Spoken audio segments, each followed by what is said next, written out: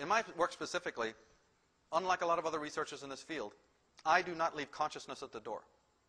I've always stated, and will continue to state, until the end, that no matter how many other permutations that this conflict takes on, like Federal Reserve, you see, or IRS, or endless vaccinations, you see, or war in the Gulf, you see, or any other kind of permutation that's out there in your face in the physical time-space continuum, any of these horrors that are taking place, illegal immigration, the list goes on.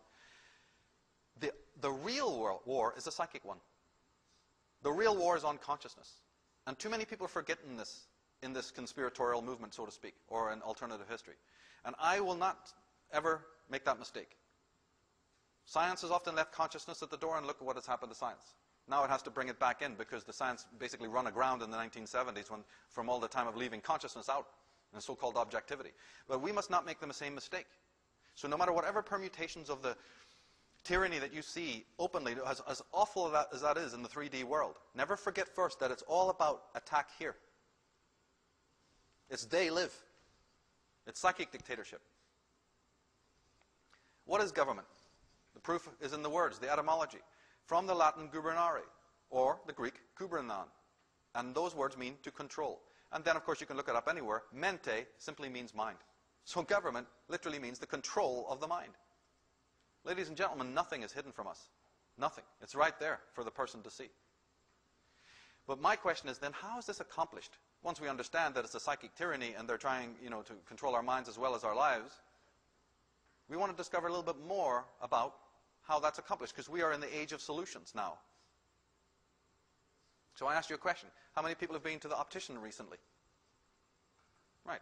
And I think what's the price for just a normal cursory, run-of-the-mill diagnosis of even one eye? Isn't it like $300 the bill?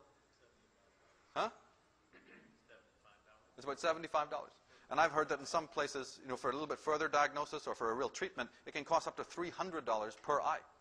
You can be walking out with almost a $1,000 bill just for a checkup on your eyes from an optician.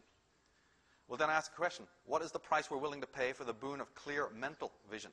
What do we owe the teachers of the world who help us come to clarity when we're in a delirium? What do we owe the Jordan Maxwells of the world? The teachers who walk very close to us to say, my goodness, and what they end up doing the thinking for all of us. They first have to do the thinking for themselves, and then they find out they've got to do the thinking for their brothers and sisters who say, no, I don't want to think. Can you not do the thinking for me? That's too much trouble. And we have to understand as we become teachers ourselves that really, as I've often said, the word teacher is synonymous with the word threat. Try waking somebody up from their delirium and you will soon find that you're a threat. Try even talking about fluoride in the toothpaste.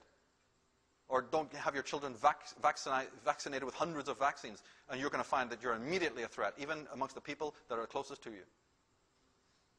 And we don't want to have that clear vision that the teacher is trying to bring us to, or the shaman is trying. No, we want to edit. So when a lot of people are saying, look, I live in a harmonious world. I don't see any of this stuff going on. I'm looking for peace, love, and harmony. What they really mean is that they're editing out the ugliness so that they can be in that one-season world. But the man who's using his whole mind doesn't do that. And then say, oh, I'm living in Shangri-La, because they've beautifully, carefully, and methodically edited out the ugly side of life. They're unintegrated souls.